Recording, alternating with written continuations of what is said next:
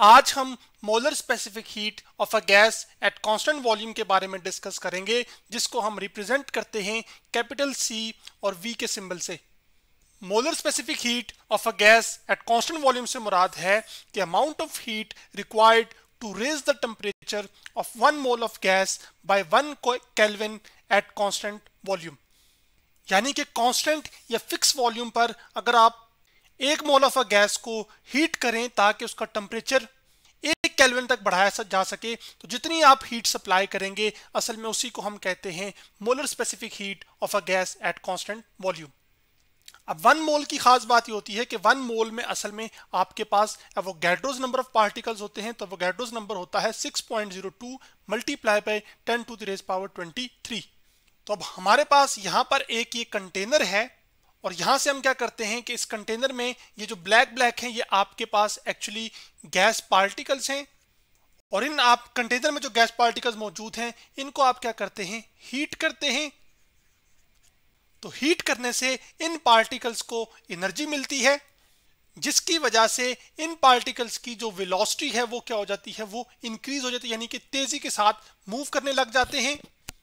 तो अब यहां पर चूंकि एक पार्टिकल नहीं है बल्कि एवोगैड्रोस नंबर ऑफ पार्टिकल्स हैं, तो ये पार्टिकल्स की तादाद बहुत ज्यादा है। तो आप हर एक पार्टिकल की काइनेटिक एनर्जी को नहीं देखते बल्कि आप एवरेज काइनेटिक एनर्जी को देखते हो, जो कि टेम्परेचर के बारे में इंफॉर्मेशन देती है। तो इसका मतलब यह है कि जब आपने हीट सप्लाई की तो उससे क्या होगा कि जो average kinetic energy of the particles है जो कि मोशन की वजह से होती है वो क्या हो जाएगी, वो इंक्रीज हो जाएगी। और जब ये average kinetic energy of the particles बढ़ेगी तो इसका मतलब असल में ये होगा कि जो टेम्परेचर है वो जो इस कंटेनर में जो गैस मौजूद है उसका राइज कर जाएगा, और उसको आप यहाँ पर इस थर्मामीटर की मदद से क्या कर सकते हैं, देख सकते हैं कि टेम्परेचर किस तरह से इंक्रीज हुआ, ये कितना इंक्रीज हुआ है।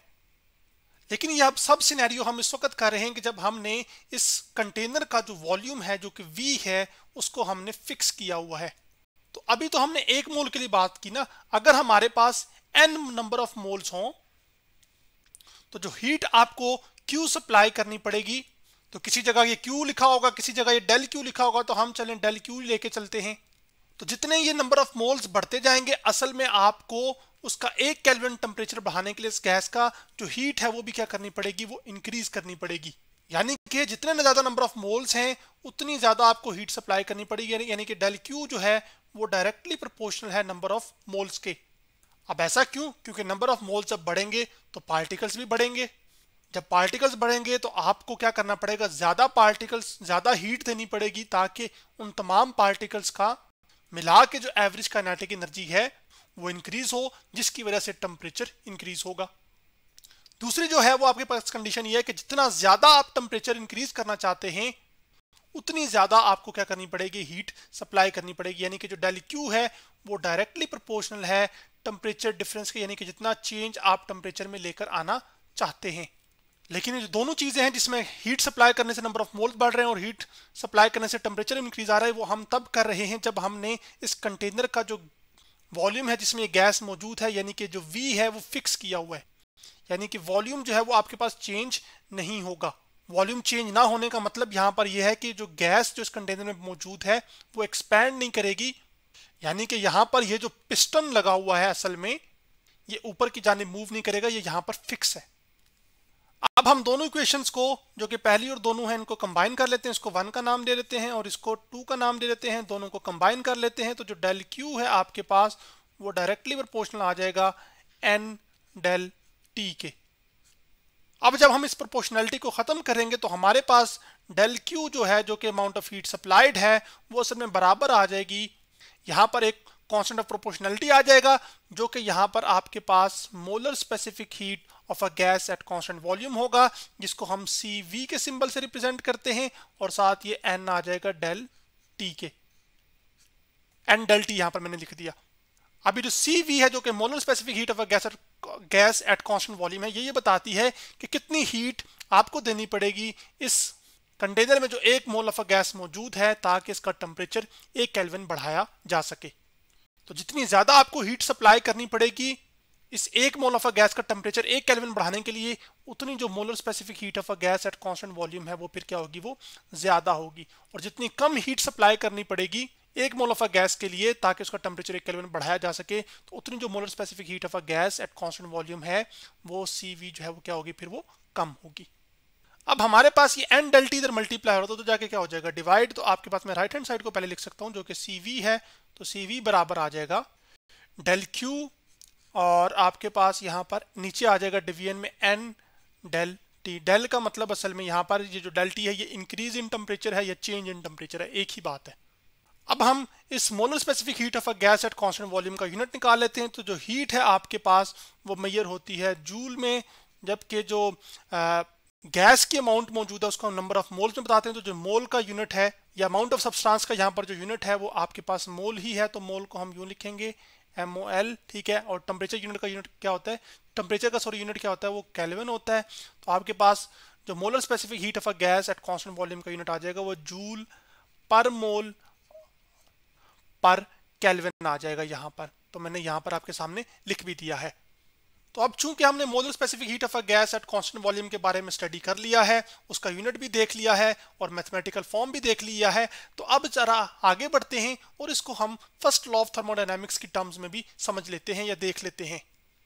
अब हमारे पास जो फर्स्ट लॉ ऑफ थर्मोडायनामिक्स था वो ये कहता था कि जो चेंज इन इंटरनल एनर्जी है, जो कि तमाम एनर्जीज का सम होता है, वो असल में बराबर होती है जो हीट आपने सप्लाई की होगी जिसको हम डेल Q कह रहे हैं, प्लस जो आपके पास वर्क डन हुआ होगा जिसको हम डेल W से रिप्रेजेंट कर रहे हैं।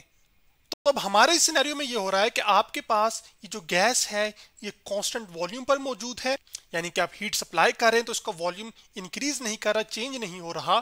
तो अब चूंकि आप हीट कर रहे हैं तो उससे क्या होगा कि आपके पास इस गैस का जो कंटेनर में मौजूद है इसका जो टेम्परेचर है वो क्या करेगा, वो इंक्रीज करेगा। तो टेम्परेचर इंक्रीज करने से बज़ाहिर होना तो ये चाहिए कि आपके पास ये वॉल्यूम भी इंक्रीज करे, क्योंकि चार्ल्स लॉ क्या कहता था कि जो वॉल्यूम है वो आपके पास डायरेक्टली प्रोपोर्शनल टेम्परेचर के, यानी कि जितना ज्यादा टेम्परेचर इंक्रीज करेगा तो वॉल्यूम भी उतना ज्यादा ही इंक्रीज करेगा। लेकिन यहां पर वॉल्यूम को फिक्स करने के लिए फिर कोई एक और पैरामीटर होना चाहिए जो कि तब्दील होना चाहिए। तो यहां पर हमारे पास जब हीट सप्लाई करें तो उससे टेम्परेचर बढ़ा है, तो उसके साथ साथ आपके पास वॉल्यूम को फिक्स करने के लिए ये जरूरी होगा कि जो प्रेशर है वो भी फिर क्या करे, इंक्रीज करे।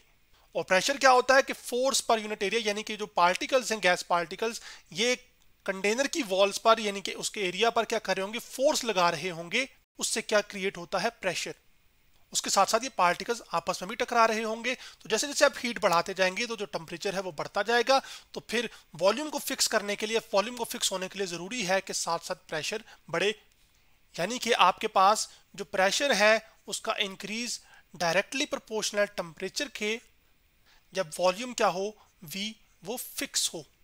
यही चीज हमने अमाउंटन्स लॉ में सीखी थी। तो यहां पर अगर हम ये सिनेरियो देखें तो ये अमाउंटन्स लॉ वाला ही सिनेरियो बन रहा है, लेकिन यहां पर सिर्फ क्या फर्क है, वो ये है कि आप हीट सप्लाई करें और हीट सप्लाई करके आपके पास यहां पर 1 मोल ऑफ अ गैस है। तो आप ये देखना चाह रहे हैं कि 1 मोल ऑफ अ गैस को टेम्परेचर 1 केल्विन बढ़ाने के लिए जितनी आप हीट सप्लाई करना चाहें देंगे, उसको असल में हम क्या कहते हैं, molar specific heat of a gas. अब मैंने ये कहा था कि जो चेंज इन इंटरनल एनर्जी है, यानी कि इंटरनल एनर्जी जो बजाते खुद है वो तमाम एनर्जीज का सम है, जिसमें आपके पास ये जो पार्टिकल्स हैं ये मोशन कर रहे हैं तो इनकी काइनेटिक एनर्जी हो सकती है, इसी तरह पोटेंशियल एनर्जी हो सकती है। तो जो तमाम एनर्जीज का सम होता है वो असल में इंटरनल एनर्जी कहलाता है। तो हम ये देखना चाह रहे हैं कि आपके पास ये जो हीट सप्लाई आपने की है उससे इंटरनल एनर्जी में कितना फर्क आया है। तो जो चेंज इन इंटरनल एनर्जी है डेल U, वो तो आपके पास यूं ही आ जाएगी। तो मैं इसको लिख लूंगा del U is equal to, आपके पास हीट आप जो सप्लाई कर रहे हैं वो डेल Q है, तो मैं यहाँ पर वो डेल Q हीट भी लिख देता हूं। तो यहाँ पर भी आपके पास क्या होगा कि साथ ही यहाँ पर डेल Q आ जाएगा। लेकिन क्या हमारे सिनेरियो में कोई वर्क डन हो रहा है, यानी कि क्या ये पिस्टन ऊपर की तरफ या नीचे की जाने मूव कर रहा है? नहीं। यानी कि प्रेशर तो लग रहा है, यानी कि फोर्स भी लग रही है, लेकिन उसके बावजूद डिस्प्लेसमेंट ये पिस्टन नहीं कर रहा। इसका मतलब इस सिनेरियो में आपके पास कोई वर्क डन नहीं हो रहा। इसका मतलब ये हुआ कि कांस्टेंट वॉल्यूम पर आप जितनी की जितनी हीट सप्लाई करेंगे वो सारी की सारी इस्तेमाल होगी किसमें, चेंज इन इंटरनल एनर्जी में, यानी कि वो सारी की सारी हीट इस्तेमाल हो रही होगी ताकि उस गैस का टेम्परेचर बढ़ाया जा सके। अब वर्क डन कैसे जीरो हुआ, आप जानते हैं जैसे कि जो वर्क डन होता है W, वो होता है फोर्स इनटू डिस्प्लेसमेंट। तो गैसेस में हम फोर्स की बजाय हम इसको प्रेशर की टर्म्स में बात करते हैं तो जो प्रेशर होता है वो लिखा जाता है फोर्स ओवर एरिया। फोर्स में यहाँ पर एफ और एरिया यानी कि किसी एरिया पर कितनी फोर्स लग रही है, तो ए डिवाइड होगा, उधर जाके क्या हो जाएगा मल्टीप्लाई, तो आपके पास आ जाएगा एफ की जगह हम लिख देंगे पी ए। जबकि पिस्टन ऊपर की जानिब कितना मूव किया है उसको हम अब डी की बजाय बल्कि रिप्रेजेंट कर लेते हैं डेल वाई के साथ। तो चूंकि डेल वाई में कोई चेंज नहीं आ रहा, यानी कि वाई में कोई चेंज नहीं आ रहा, यानी कि ये लेंथ में या पिस्टन मूव नहीं कर रहा, इस वजह से आपके पास ये जो वर्क डन है वो क्या होगा, फिर वो जीरो होगा। तो इसका मतलब ये होगा कि यहां पर एक्सप्रेशन नहीं आएगा, यानी कि वर्क डन का कंट्रीब्यूशन खत्म हो जाएगा। तो सारी की सारी हीट डेल क्यू आप सप्लाई कर रहे हैं वो इस्तेमाल हो रही है किसमें, चेंज इन इंटरनल एनर्जी में। और जो हीट आपने सप्लाई की ताकि इस गैस का टेम्परेचर 1 केल्विन से बढ़ सके, तो वो आपके पास अभी हमने देखी थी कि वो किसके बराबर आई थी, सिर्फ समझाने के तौर पर कि जो डेल क्यू है वो आपके पास किसके बराबर था, C V N del T fix volume पर। तो जो डेल यू है फिर आपके पास यहाँ पर जो चेंज इन इंटरनल एनर्जी है वो बराबर आ जाएगा आपके पास एन जो कि number of moles of the gas है, सी वी जो कि molar specific heat of a gas at constant volume है, जिसको मैं यहाँ पे लिख देता हूँ, जबकि आपके पास चेंज इन या इंक्रीज इन टेम्परेचर जो कि डेल टी है। तो आज हमने molar specific heat of a gas at constant volume के बारे में डिस्कस किया।